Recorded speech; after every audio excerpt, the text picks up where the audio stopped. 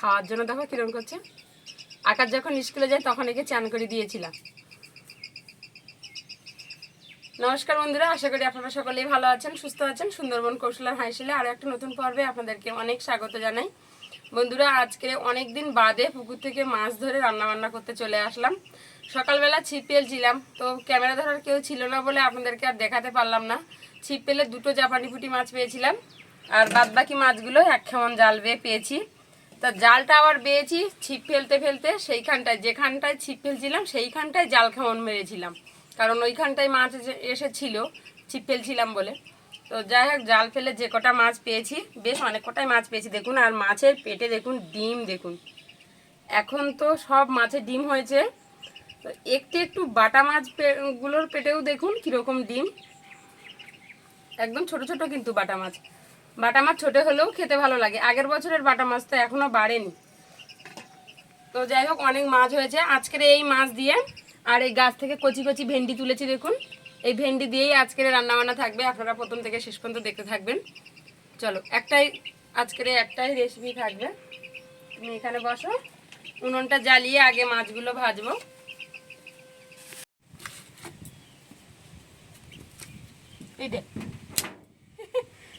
মাইনা, তুই উনুনে কাঠের উপর বসছিস কেন?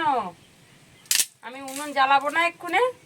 সর সর, সরে যা, সরে যা, কাঠ দিচ্ছি উনুনে, সরে যা। আজকের বন্ধুরা ভেন্ডি দিয়ে মাছটা একটু অন্যরকমভাবে রান্না করব। চাল মগজ বেটে দেব, দিলে কিন্তু স্বাদটা অনেকটাই সুন্দর হয়।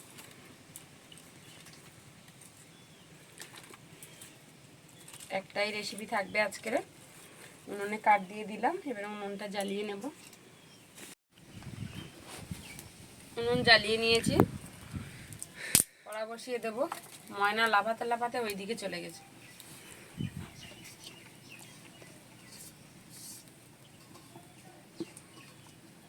কড়াটা গরম হতে সময় দেব।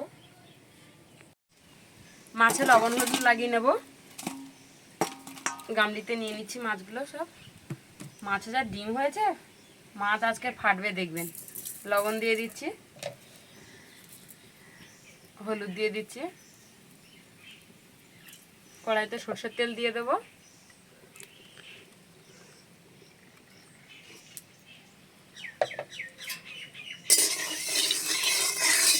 উনুনটা জ্বলছে দেখুন বন্ধুরা, এই উনুনটা খুব সুন্দর জ্বলে। ময়না কোথায় গেল? ময়না এদিকে আয়।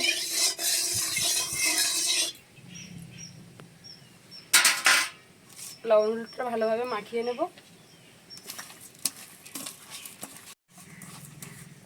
লবণ হলুদ ভালোভাবে মাখিয়ে নিয়েছি, মাছগুলো ভেজে নেব।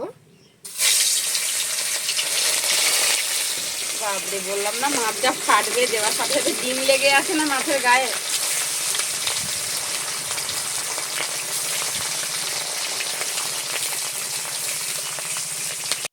আমি এদিকে ভেন্ডিগুলো কেটে নেব।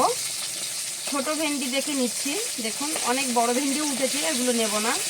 এই ছোট ভেন্ডিগুলো নিয়ে নিচ্ছি।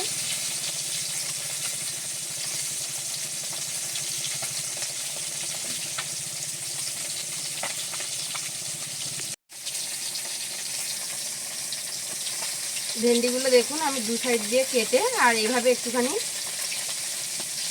হালকা করে চেকা করে দেখে নিচ্ছি যে এর ভিতরে কোনো পোকা আছে কিনা। এরকমভাবে দেখে নেব। এরকম গোটা গোটা রেখে দিচ্ছি, কাটবো না।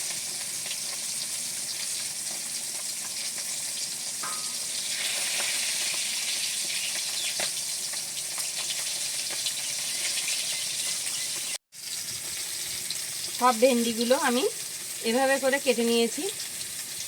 দু সাইড দিয়ে, মোটার দিক দিয়ে আর পেছন দিক দিয়ে একটুখানি করে কেটে ফেলে দিয়ে, আর এইভাবে আমি সব ভেন্ডিগুলো চাকা করে নিয়েছি। মাছটা পিঠ ঘুরিয়ে ভালোভাবে ভেজে নিচ্ছি।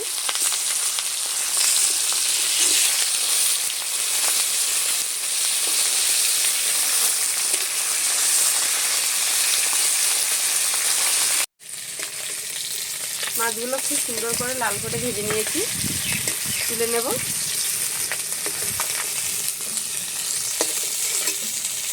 মাছ তুলে নিয়ে আবারও দিয়ে দিচ্ছি।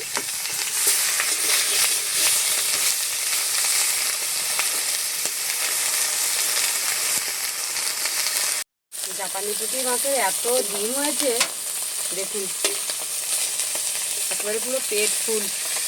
এই মাছের ডিমগুলো কিন্তু পুকুরে ছাড়লে কিন্তু মাছ হয় না। তুলে নেব।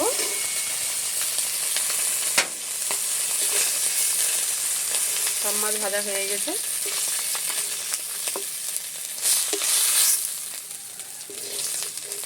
পুকুরে যে চারা মাছ ছাড়া হয়েছে বন্ধুরা, আপনাদেরকে আর দেখানো হয়নি। ধানি পোনা মানে এরকম ছোট ছোট সাইজের মাছ ছাড়া হয়েছে।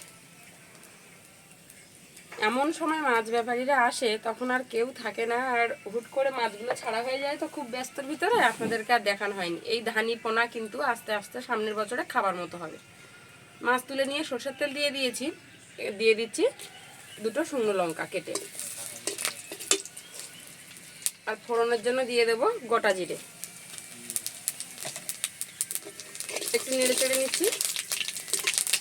দিয়ে দিচ্ছি পেঁয়াজ কুচি। আমি এখানে 2টো পেঁয়াজ কুচি দিলাম।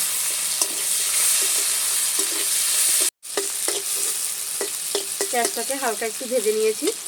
এবারে দিয়ে দিচ্ছি আদা বাটা আর রসুন বাটা। আদা বাটা রসুন বাটাটা দিয়ে আমি এভাবে একটুখানি সামান্য নেড়ে চেড়ে নেব।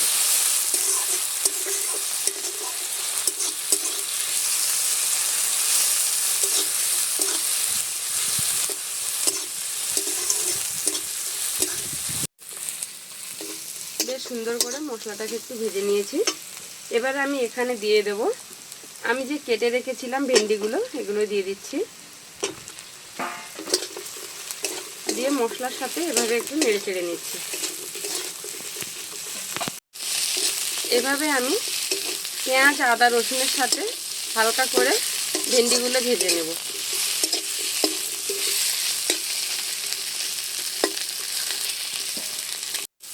মশলার সাথে ভেন্ডিটা ভেজে নিয়েছি। এবারে আমি একে একে এখানে মশলা দিয়ে দেবো পরিমাণ মতো। লবণ দিয়ে দিচ্ছি স্বাদ মতো, হলুদ দিয়ে দেবো পরিমাণ মতো,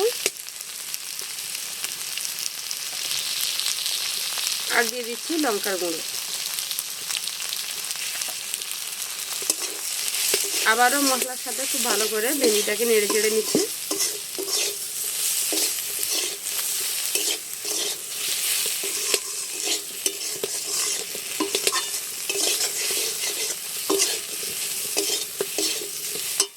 একটু সামান্য দিয়ে দেবো ধনে গুঁড়ো।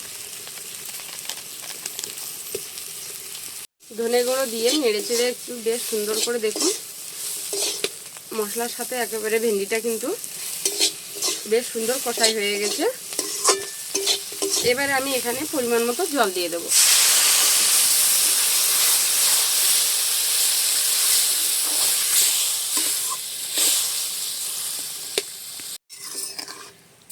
দেখুন আমি এরকম জল দিয়েছি, মাপ বুঝে ঢেকে ফুটিয়ে নেব। দেখুন তরকারি ফুটে উঠেছে। এবারে আমি মাছগুলো দিয়ে দেব।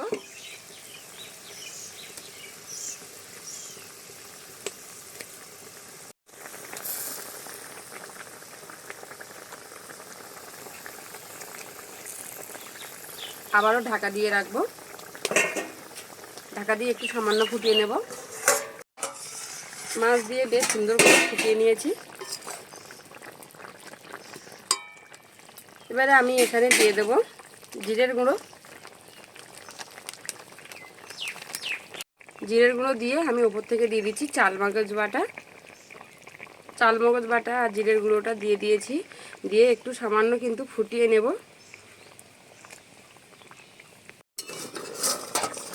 জিরের গুঁড়ো চাল মগজ বাটা দিয়ে দেখুন বেশ সুন্দর করে ফুটিয়ে নিয়েছি। এবারে আমি এভাবে একটুখানি নেড়ে চেড়ে নিচ্ছি। দেখুন ঝোলটা কতটা গাঢ় হয়েছে।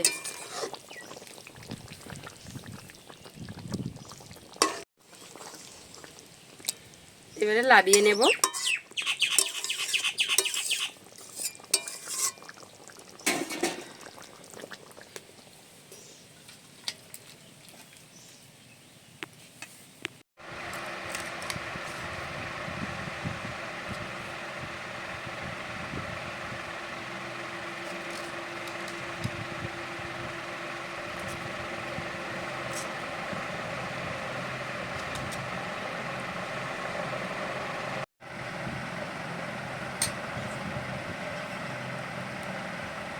বন্ধুরা খেতে বসে গেলাম। তো সুন্দর একটা সেন্ট উঠছে। আজকের খাওয়া দাওয়ায় আকাশ নেই, আকাশ তো স্কুলে, যার জন্য আমি আজকে একা খাওয়া দাওয়া করছি।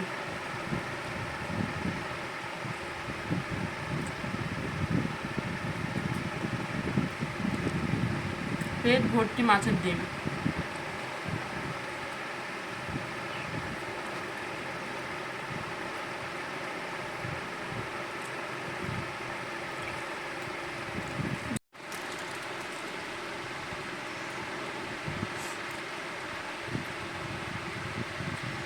দারুণ স্বাদ হয়েছে বন্ধুরা।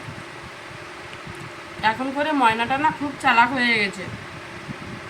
ওর খাওয়া হয়ে গেলে, খিদে মিটে গেলে একদম ধারে থাকে না, খাওয়া হয়ে গেলেই ছুটে পালাবে, ও ওর ঘরে গিয়ে থাকবে। ও চলে গেছে।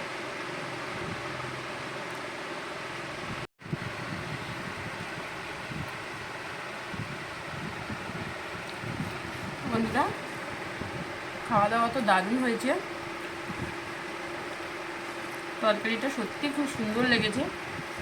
আর আমি সবসময় বন্ধুরা বাড়ির জিনিস দিয়েই রান্নাবান্না করি, কারণ আমি কিনে আনতে পারি না। সবসময় বাড়িতে বাগান বাড়ি করি, আর বাগান বাড়ির জিনিস তুলেই কিন্তু রান্নাবান্না করি। একেবারে তাজা সবজি, বাগানের পুকুরের মাছ। তো বন্ধুরা আপনাদের কেমন লাগে আমার ভিডিওগুলো দেখতে একটু কমেন্ট করে জানাবেন। আর আমার এই রান্নাবান্না ভালো লাগলে আপনারা রান্নাবান্না করে খেতে পারেন, ভালো লাগবে। তো যদি ভালো লাগে আমার রান্নাবান্নাগুলো, তবেই কিন্তু রান্নাবান্না করে খেয়ে দেখতে পারেন। তো বন্ধুরা আজকের এই পর্যন্ত, দেখা হচ্ছে আগামী নতুন পর্বে। ততক্ষণ আপনারা ভালো থাকবেন, সুস্থ থাকবেন, সাবধানে থাকবেন। আর ডেলি কৌশলা হাসিল দেখবেন প্লিজ, ছোট্ট চ্যানেলটাকে সাপোর্ট করবেন। আর এতক্ষণ সম্পূর্ণ ভিডিওটা সাথে থাকার জন্য আপনাদেরকে জানাই অসংখ্য ধন্যবাদ। ভেন্ডি দিয়ে লাস্টে চাল মগজ বাটা দিয়েছি, তো এই জন্য এত টেস্ট হয়েছে। পুকুরের জ্যান্ত মাছের স্বাদই আলাদা। আর যে হারে ডিম হয়েছে দেখুন, ডিম হলে মাছের স্বাদ কিন্তু আরও বেড়ে যায়। দুর্দান্ত আজকের কিন্তু খাওয়া দাওয়া রান্নাবান্না।